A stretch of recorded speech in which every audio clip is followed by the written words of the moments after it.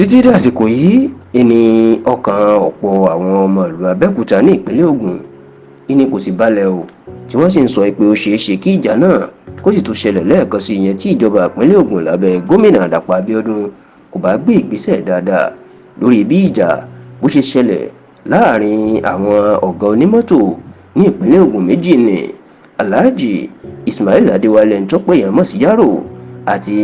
Alhaji Hakeem Abọ́dúnrin ẹni tó pè yàn mọ̀ sí Ìyẹ̀rú,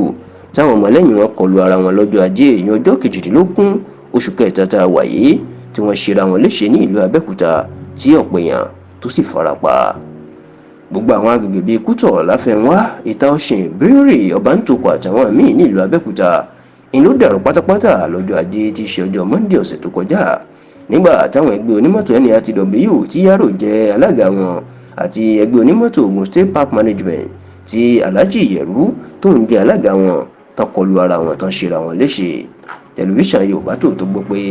ọ̀rọ̀ ẹni tí yóò gba owó tíkẹ́ẹ̀tì láàrin àwọn ẹgbẹ́ méjèèjì ló fa wàhálà. Àwọn ọmọ ẹgbẹ́ onímọ́tò tí wọ́n bá tẹlifíṣàn Yorùbá Tòótọ́ sọ̀rọ̀ ní ẹgbẹ́ NURTW àti Road Transport Employers Association of Nigeria RTAN ni ló ń gba owó tíkẹ́ẹ̀tì mọ́tò ní ìpínlẹ̀ Ògùn tẹ́lẹ̀ kó tó di pé ìjọba gómìnà Dàpọ̀ Abíọ́dún ó fòfin de ẹgbẹ́ NURTW tí wọ́n sì dá ẹgbẹ́ Ogun State Park Management sílẹ̀, èyí tí wọ́n fi Alhaji Ìyẹ̀rú ṣe olórí wọn. ṣáò lẹ́yìn tí wọ́n dá ẹgbẹ́ NURTW padà láìpẹ́ tí wọ́n fi Yaro ṣe olórí wọn, níṣẹ́ ni ìjọba ìpínlẹ̀ Ògùn ní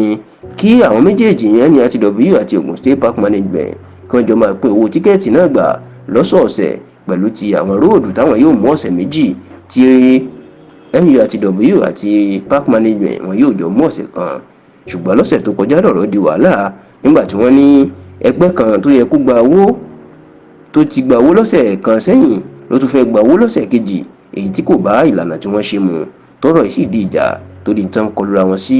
Níṣe ni ìbọn dún tàkòtàkò tí wọ́n ń fi àdá, ọ̀bẹ àtàwọn oríṣi nǹkan jà tí wọ́n fi ń ṣe ara wọn léṣe tọ́pọ̀ èèyàn sì ṣe léṣe gidigidi. Bó tilẹ̀ jẹ́ pé èèyàn mẹ́ta ni wọ́n ní ìṣẹ̀lẹ̀ ló bá ìṣẹ̀lẹ̀ náà lọ lọ́jọ́ Monday ọ̀sẹ̀ tó kọjá, ṣùgbọ́n nígbà tó ń sọ̀rọ̀ kọmíṣánná ọlọ́pàá ìpínlẹ̀ Ògùn ọ̀gbẹ́ni Abíọ́dún Alámùtù ó ní ìròyìn ẹlẹ́jẹ̀ ni,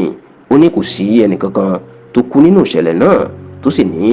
àwọn ti parí ọ̀rọ̀ náà, àwọn ti yanjú ẹ̀, àwọn ti dá àlàáfíà padà sí gbogbo ìlú Abẹ́òkúta àti ìpínlẹ̀ Ògùn lápapọ̀. Nígbà tó ń sọ̀rọ̀ nínú àtẹ̀jáde tó fi síta, kọmíṣánná ọ̀rọ̀ ètò ìrìnnà ní ìpínlẹ̀ Ògùn ọ̀gbẹ́ni Dáìró jẹ́ kó di mímọ̀ wípé àwọn tọrọ àforíjì lọ́wọ́ gbogbo ọmọ ìpínlẹ̀ Ògùn pàápàá àwọn aráàlú Abẹ́òkúta lórí wàhálà tó ṣẹlẹ̀ náà, ṣùgbọ́n ó ní gómìnà Dàpọ̀ Abíọ́dún kò wo ọ̀rọ̀ náà níran rárá o. Ó ní àwọn ti pe ìpàdé gbogbo àwọn alẹ́nulọ́rọ̀ àti àwọn ọ̀gá ẹgbẹ́ onímọ́tò, àwọn sì ti ṣèyànjú gbogbo ọ̀rọ̀ fún wọn, àwọn sì ti jẹ́ kó di mímọ̀ wípé àwọn kò fẹ́ irú wàhálà bẹ́ẹ̀ mọ́ ní ìpínlẹ̀ Ògùn rárá àti rárá.